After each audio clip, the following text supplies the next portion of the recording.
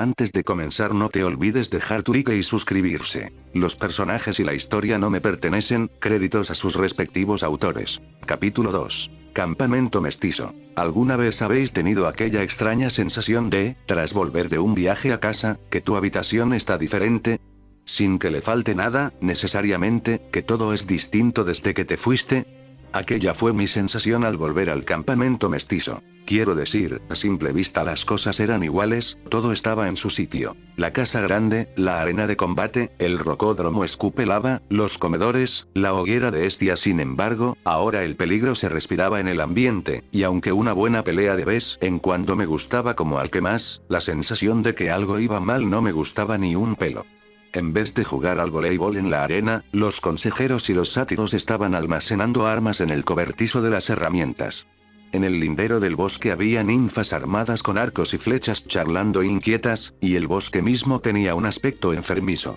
La hierba del prado se había vuelto de un pálido amarillo, y las marcas de fuego que causaron los toros de Colquide, Annabeth nos explicó que esos eran los bichos metálicos a los que nos enfrentamos, en la ladera de la colina resaltaban como feas cicatrices. Alguien, y estaba casi seguro de que era Luke, había desbaratado mi nuevo hogar, y no estaba ni de lejos en un buen estado de ánimo.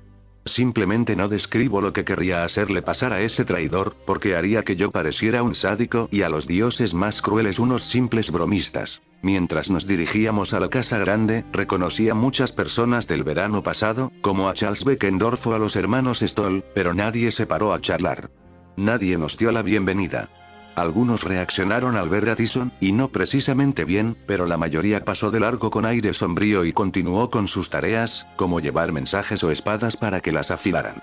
El campamento parecía una escuela militar de esas que ves en las películas, y sí, he visto más de una. Tengo que encontrar algo que hacer los días que no entreno. Nada de eso parecía importarle a Tyson, que estaba alucinado con todo lo que veía.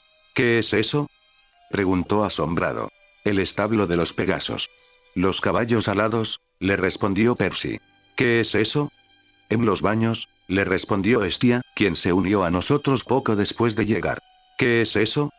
Esos son las cabañas de los campistas. Si no saben quién es tu padre olímpico, te meten en la cabaña de Hermes, aquella marrón de allí, hasta que descubren quién es tu progenitor divino.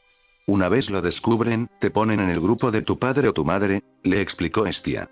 ¿Vosotros tenéis cabaña? Percy y yo compartimos la cabaña 3, aquella de allí, la de las piedras marinas, pero como Hestia es una diosa, supongo que dormirá en el Olimpo. Corrígeme si me equivoco. Normalmente duermo en la hoguera, ya que entra en mi dominio, pero también duermo en mi palacio en el Olimpo, ¿es cierto?, explicó ella, a lo que yo solo asentí con la cabeza. ¿Entonces vosotros sois hermanos?, nos preguntó a Percy y a mí. No, respondió simplemente Percy. Pero, ¿no compartían cabaña los hermanos?, volvió a preguntar. Sí, pero soy un caso especial. Yo realmente no soy un semidios, así que como ayudé a Percy el año pasado, su padre, Poseidón, me permite quedarme en su cabaña. ¿Y eso que le pateé 2 veces los huevos?, comenté con una sonrisa recordando el momento. ¿Por qué? ¿Por qué le pateaste los huevos? A eso créeme, está justificado, pero ya te lo contaré en otro momento. Cuando llegamos a la casa grande, encontramos a Quirón en su apartamento, escuchando su música favorita de los años 60 mientras preparaba el equipaje en sus alforjas. Ventajas de ser medio caballo, supongo. Supongo que lo recordaréis, pero aún así lo repito. Quirón es un centauro. De cintura para arriba parece un tipo normal de mediana edad, con un pelo castaño rizado y una barba desaliñada. De cintura para abajo, es un caballo blanco. Para pasar por humano y no ser visto constantemente como un jinete a lomos de un caballo blanco por aquellos que se dejan engañar por la niebla, una capa mágica, capaz de hacer que alguien vea solo aquello que pueda comprender y asimilar, comprime la mitad inferior de su cuerpo en una silla de ruedas mágica.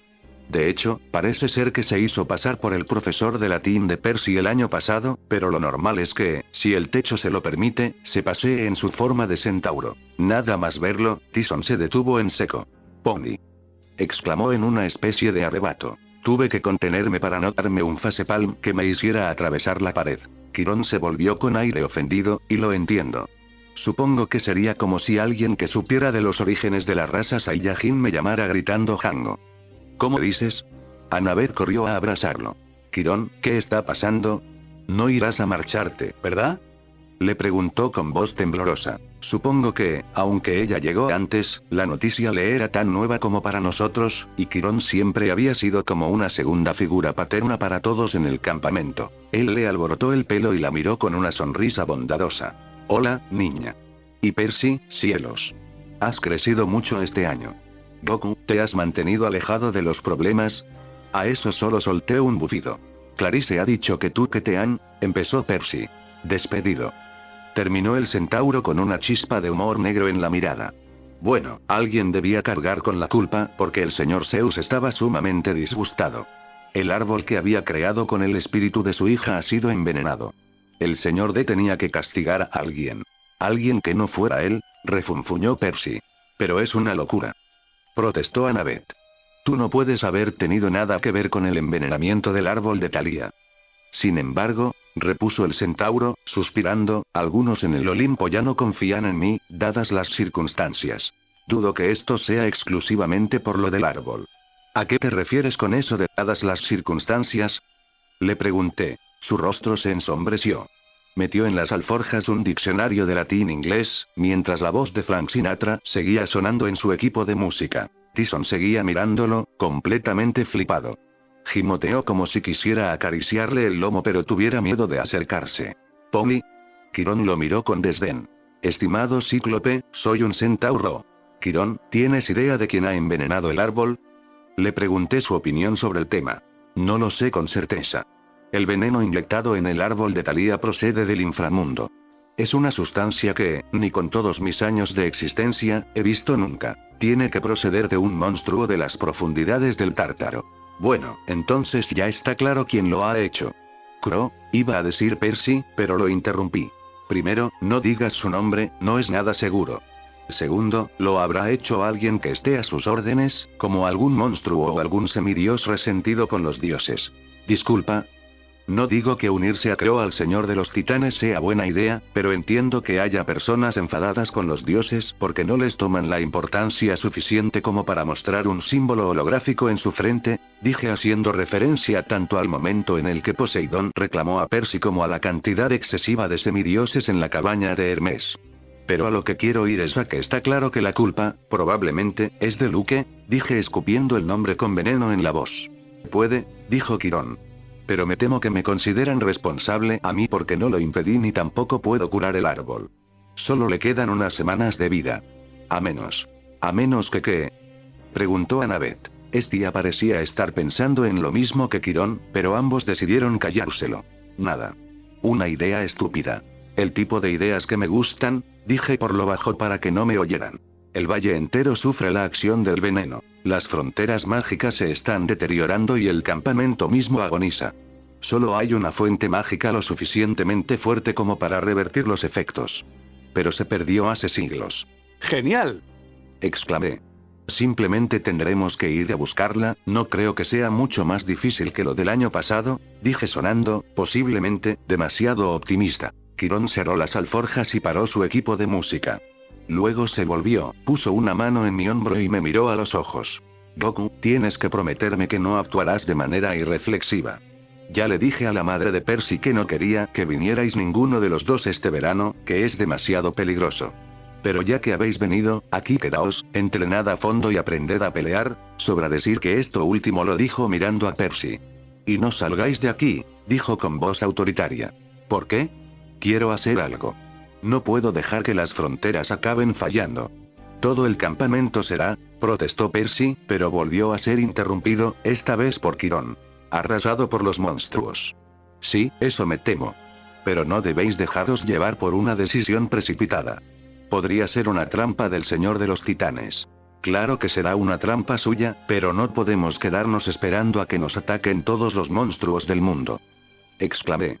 Vale, va a ser peligroso, pero necesitamos conseguir esa fuente de poder capaz de curar el árbol de Thalía, si queremos sobrevivir a esto. No pienso dejar que este sitio sea arrasado, Quirón.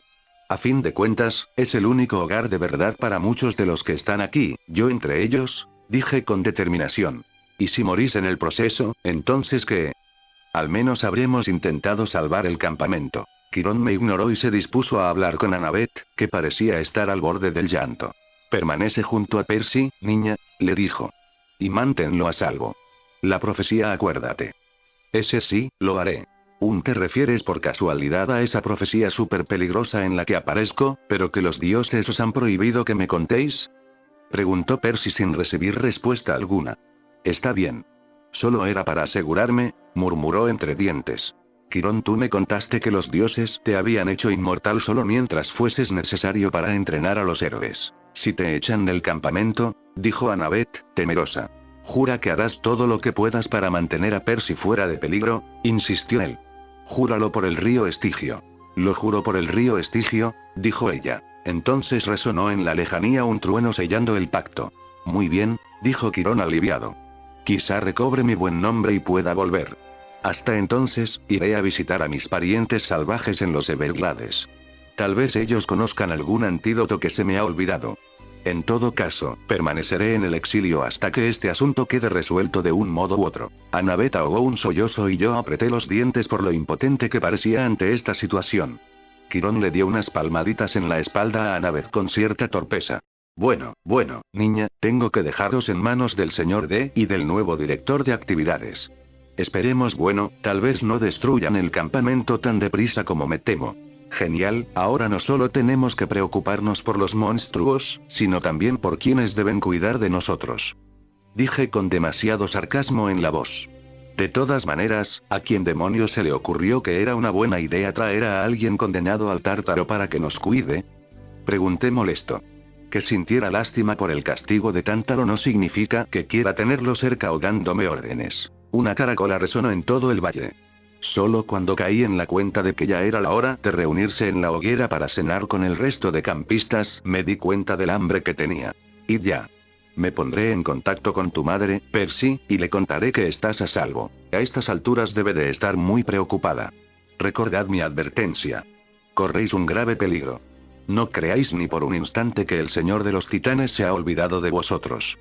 Dijo el centauro, centrándose en Percy y en mí. Dicho eso, salió del apartamento y cruzó el vestíbulo con un redoble de cascos, mientras Tyson le gritaba. Polly, no te vayas. Tyson empezó a llorar casi tan escandalosamente como Annabeth.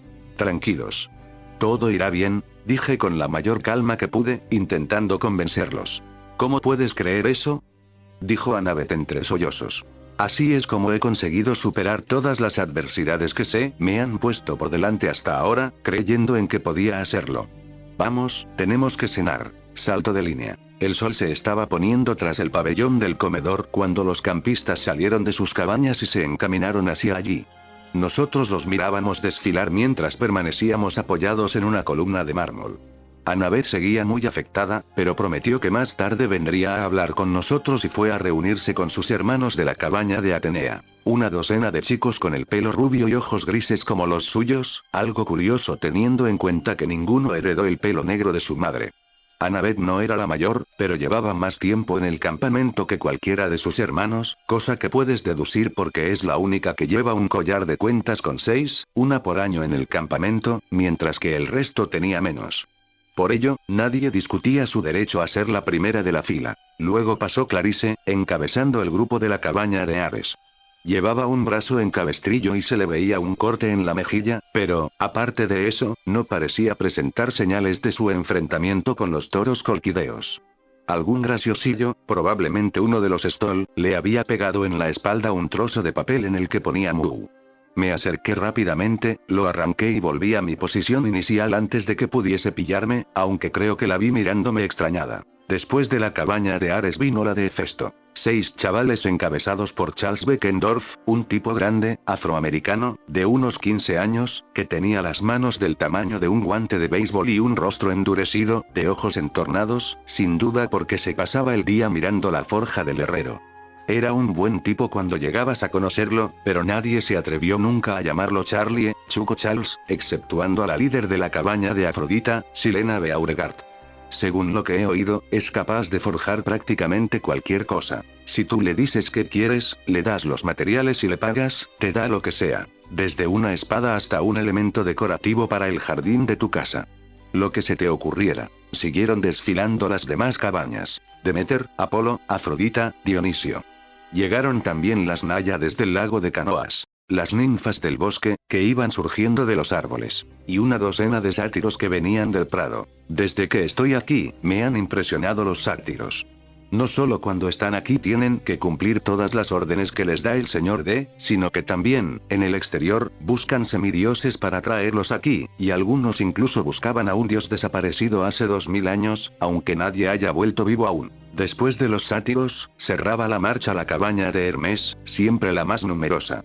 Yo me había alojado en ella durante una temporada, hasta que, después de volver de la búsqueda del rayo maestro, Poseidón me permitió quedarme en su cabaña por ayudar a Percy en la misión. Los líderes de la cabaña eran los hermanos Stoll. No eran gemelos, pero lo parecían. Nunca conseguía recordar cuál de los dos era el mayor. Ambos eran altos y flacos, y lucían una mata de pelo castaño que casi les cubría los ojos. La camiseta del campamento mestizo la llevaban por fuera de unos shorts holgados, y tenían unos rasgos de elfo comunes a todos los hijos de Hermes. Cejas arqueadas, sonrisa sarcástica y un brillo en los ojos como si estuvieran planeando ponerte un petardo en la camisa. Cuando acabó el desfile, entramos con Tyson en el pabellón y lo guiamos entre las mesas. Las conversaciones se apagaron al instante y todas las cabezas se volvieron hacia nosotros. ¿Quién ha invitado a eso?, dijo alguien de la mesa de Apolo. Como si lo hubiéramos ensayado, Percy, Estia y yo lanzamos una mirada fulminante en esa dirección, pero no conseguimos advertir quién dijo eso. Desde la mesa principal, una voz familiar dijo arrastrando las palabras: Vaya, pero si son Peter Johnson y Sun Wukong lo único que me quedaba por ver en este milenio. Percy apretó los dientes, pero antes de que pudiera decir algo, me adelanté.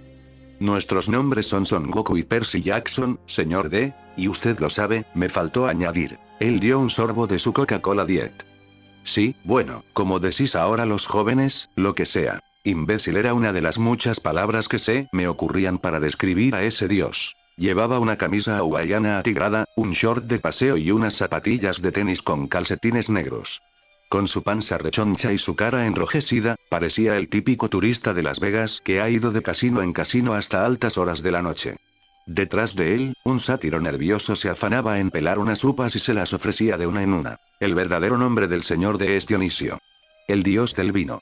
Zeus lo había nombrado director del campamento para que dejase el alcohol y se desintoxicase durante 100 años. Un castigo por perseguir a una ninfa que estaba fuera de los límites o algo así. A su lado, donde suele sentarse Quirón, o mantenerse en pie cuando no va en silla de ruedas, estaba quien supuse que sería Tántalo. Era un hombre pálido y espantosamente delgado con un mono naranja de presidiario raído.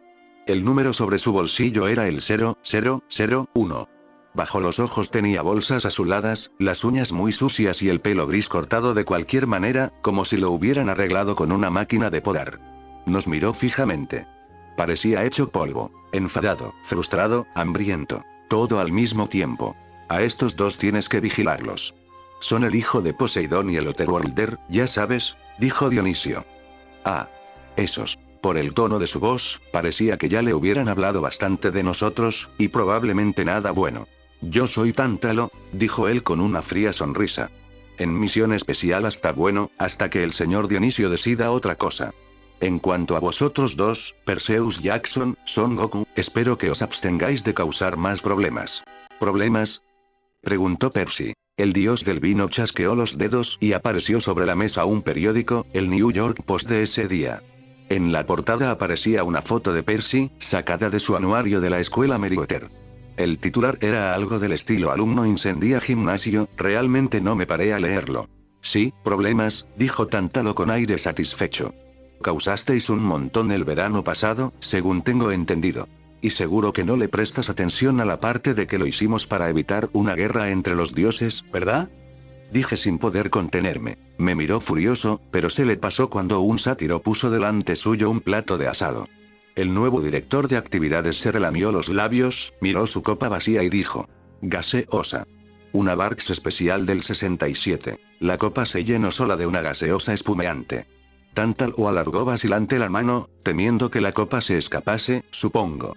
Vamos, adelante, viejo amigo, le dijo Dionisio con un extraño brillo en los ojos. Tal vez ahora funcione. Tántalo fue a agarrar la copa, pero esta se movió sola lo justo para que no llegara a cogerla. Se derramaron unas cuantas gotas y Tántalo intentó recogerlas con los dedos, pero las gotas echaron a rodar como si fueran de mercurio. Con un gruñido se centró en el plato de asado. Cogió un tenedor y quiso pinchar un trozo de lomo, pero el plato se deslizó por la mesa y luego saltó directamente a las ascuas del brasero. «Maldita sea», refunfuñó el maldito. «Vaya», dijo Dionisio con falsa compasión. «Quizá unos cuantos días más.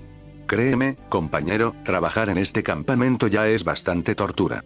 Estoy seguro de que tu antigua maldición acabará desvaneciéndose tarde o temprano». «¿Tarde o temprano?», repitió Tántalo entre dientes mientras miraba con anhelo la Coca-Cola 10 del dios del vino. ¿Te haces una idea de lo seca que se te queda la garganta después de 3000 años? Usted es ese espíritu de los campos del castigo. El que está en un lago con un árbol frutal al alcance de la mano, pero sin poder comer ni beber», dijo Percy, recordando lo que dije antes. Tántalo esbozó una sonrisa sarcástica. «Eres un alumno aplicado, chaval?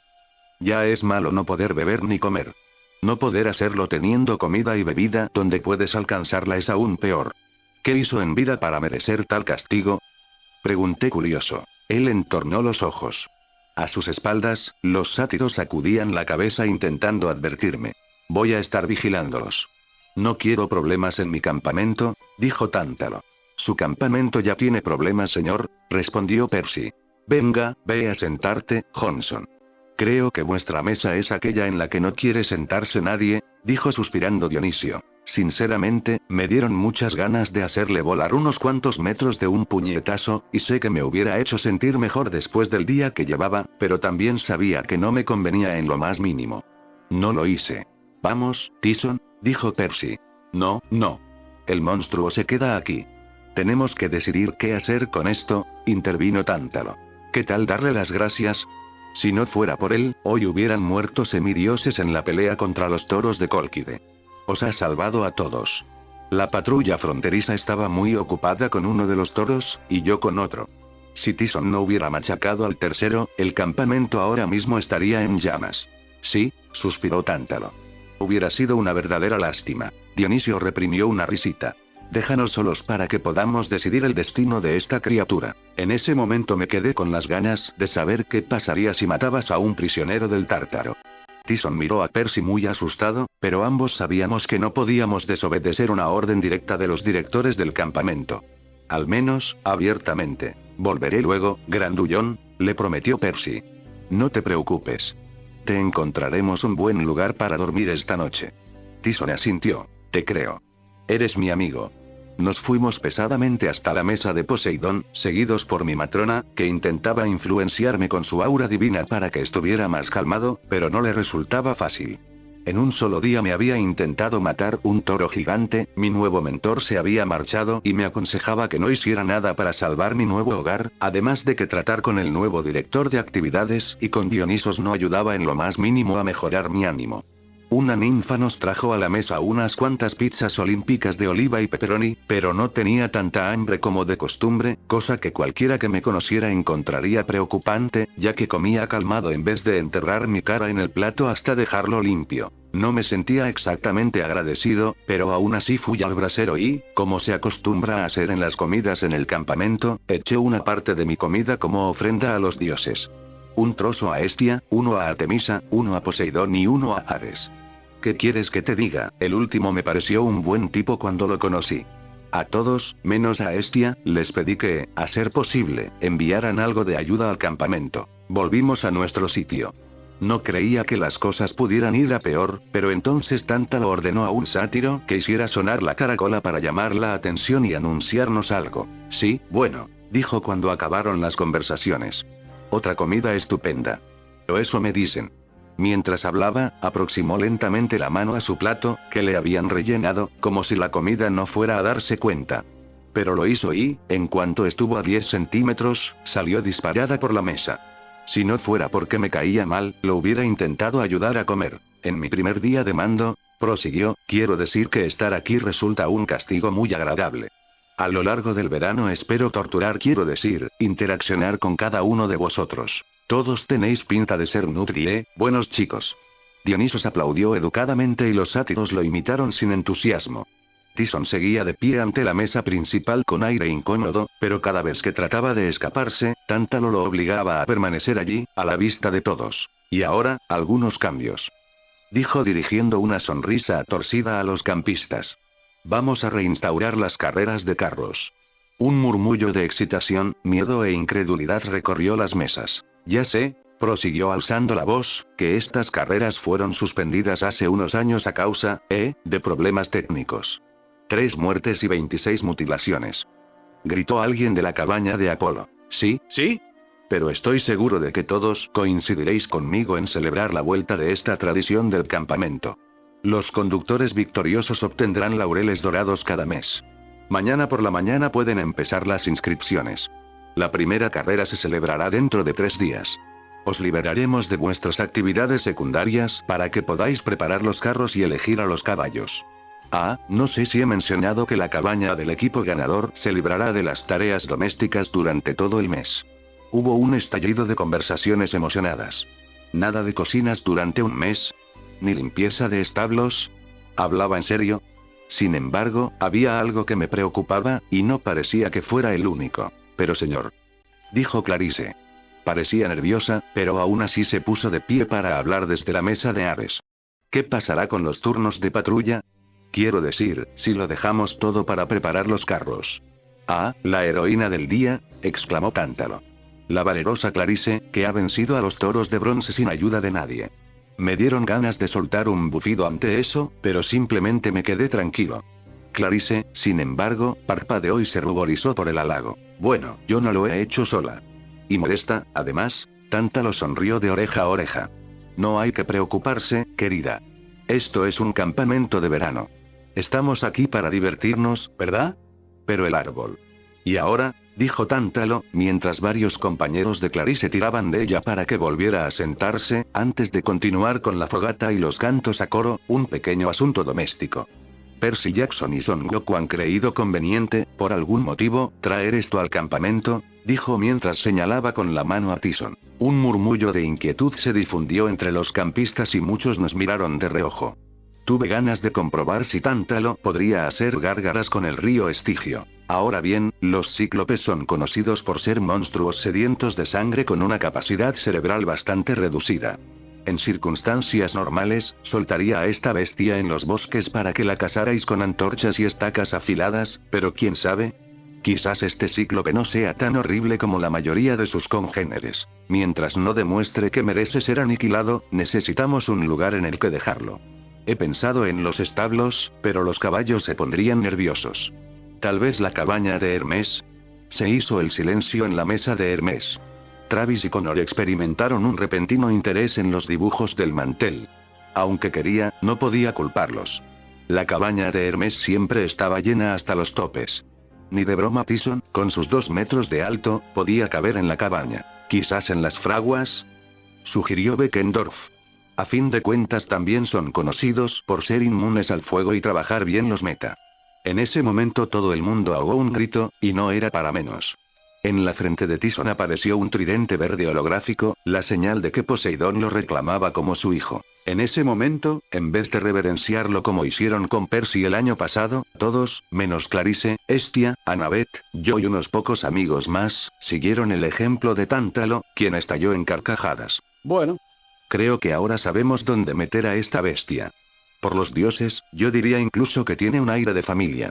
Tyson no pareció darse cuenta de las carcajadas de gran parte del campamento mientras trataba de quitarse el tridente flotante de la cabeza a base de golpes. Era demasiado inocente para darse cuenta de lo cruel que puede llegar a ser la gente. Vamos, grandullón, dije mientras me acercaba a Tyson. Deja que te muestre la cabaña 3. A partir de ahora dormirás en ella con Percy y conmigo.